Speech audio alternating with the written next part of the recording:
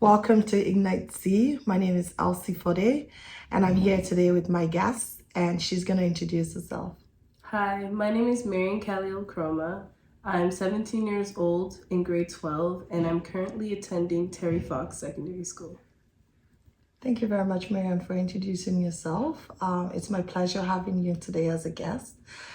Today, we're going to be talking about social issues that are affecting our young people in our society. And today's topic we're going to be talking about is peer pressure. So, Marian, tell me a little bit about your experience with peer pressure.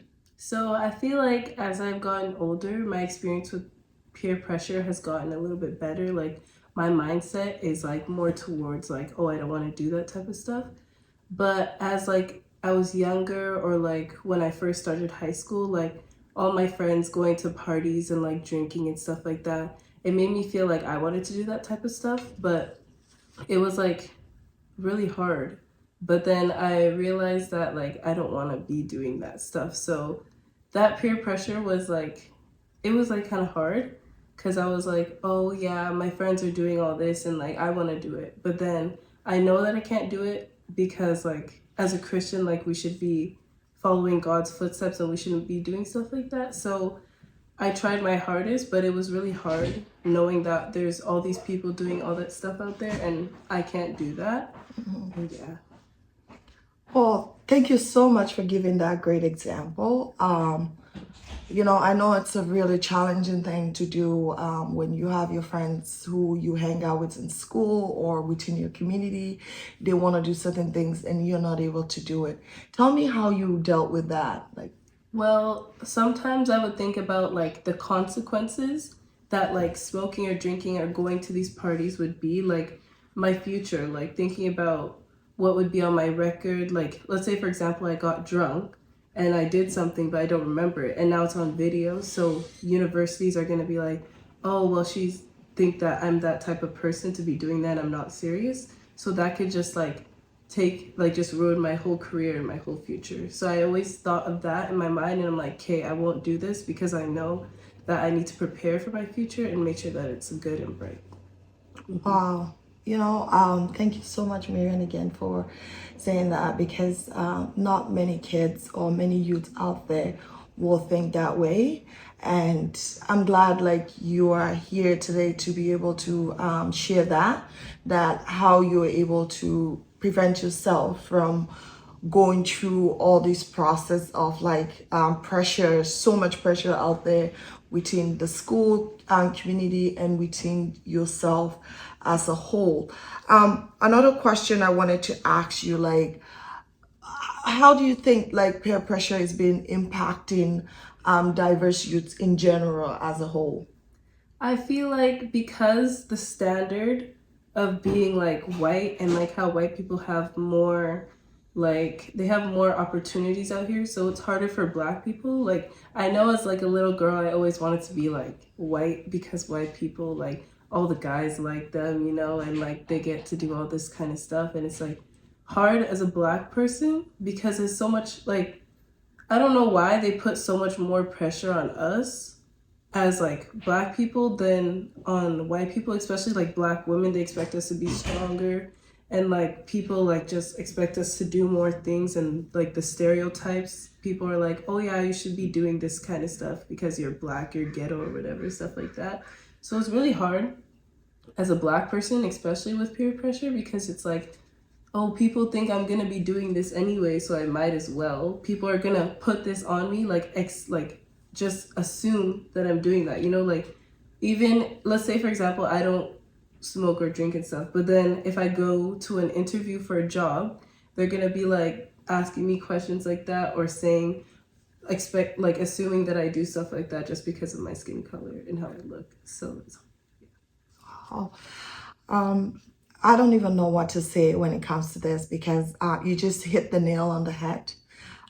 It's a lot for diverse kids, and I do understand like where you're coming from, what you're expressing here.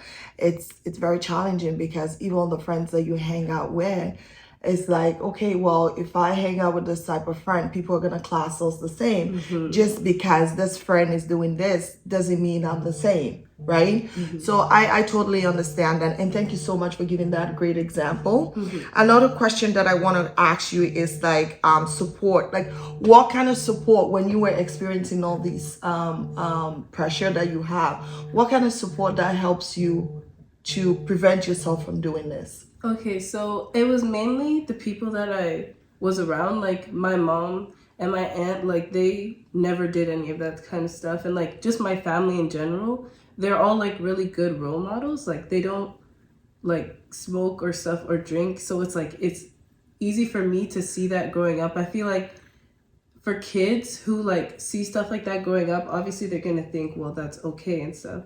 And then also going to church and like hearing the readings and the preachings and stuff, like it like helps me through peer pressure. It's like, okay, well, I don't even want to be doing this stuff. Like if my family doesn't need to be doing that, if my mom is not doing that, why would I be doing that? Stuff like that. So that really helped me through that. And yeah. Did you, I want to ask you another question. Is there anything else that you were involved in, like when it comes to like activities that prevent you from that? Or it's just like, because you see like your role models are not doing it, that's why you were not doing it? Yes, I actually play 3 sports that actually consume most of my time, which is volleyball, basketball, and I run track.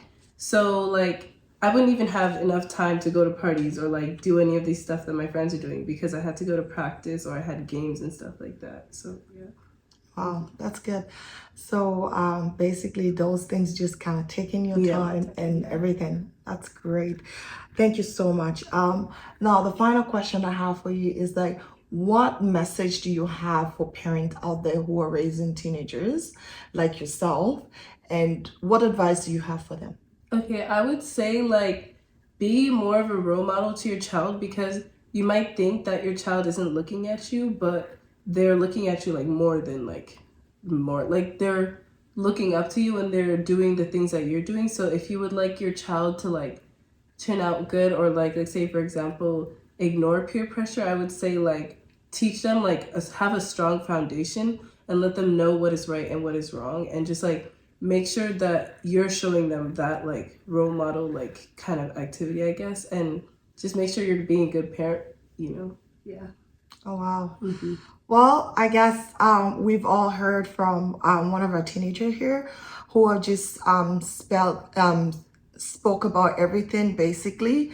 And a message again, as myself as a parent and as a profession who work with youths.